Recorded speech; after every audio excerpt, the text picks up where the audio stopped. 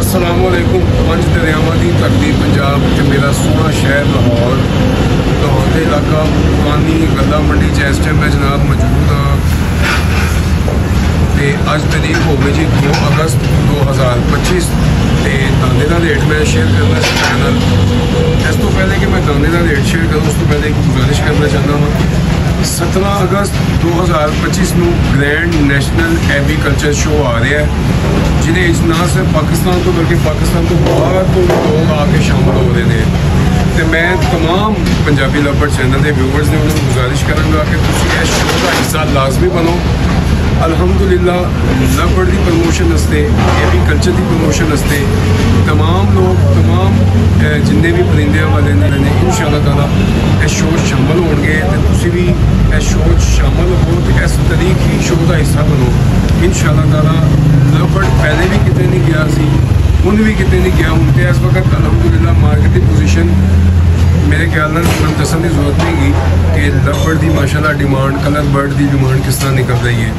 तो कई दुकानदार हज़रात रबता कर रहे हैं कोई बर्ड अवेलेबल नहीं गए, बर्ड मंग रहे हैं।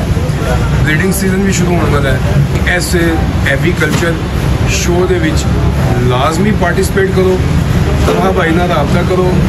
1000 रुपये एंट्री फीस है, अपनी एंट्री करवाओ तो शो शामिल हो। ये बेशुमार लवबर्ड के ब्रीडर्स आना मिलने का मौका मिलेगा, बहुत सारा कुछ तुम सीखने को मिलेगा। तो मैं समझता हाँ कि तुम लाजमी इस शो पार्टिसिपेट करना चाहिए। तो जनाब अज ने दाने का रेट मैं शेयर कर रहा जी। बिस्मिल्लाह।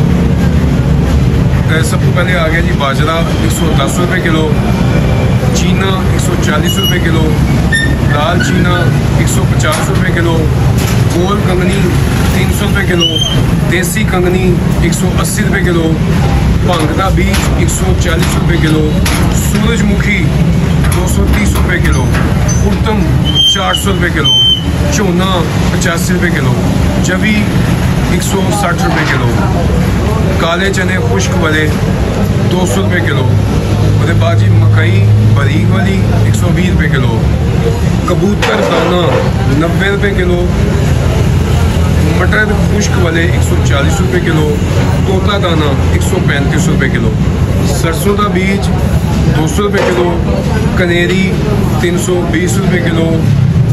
2 अगस्त 2025 है दाने का रेट पुरानी गला मंडी तो जनाब मैं तुहाडे नाल शेयर कर दिता है। मैं इस दुकान तो खरीदना वा, तुहानूं जितों बेहतर लगता है सस्ता मिलता है तुसीं दाना खरीद सकते हो। अलहमदुलिल्लाह जी अल्लाह ताला की करम नवाजी है। दाने की वीडियो मैं शुरू की इस करके क्योंकि लवबर्ड की मार्केट थोड़ी डाउन सी तो लोग दाना डालते हुए डिस्टर्ब हो रहे सन महंगा। तो मैं यही सोचा सी कि जितों सस्ता दाना मिलता है लोगों को जगह दिखाइए ताकि लोगों का शौक भी चलता रहे तो उन्होंने दाना खरीदते हुए किसी किस्म की मुश्किल ना आए। अज का दाने का रेट मैं तुहाडे शेयर कर दिता है। अपनी दुआवां याद रखना। लवबर्ड जिंदाबाद। अस्सलाम वालेकुम।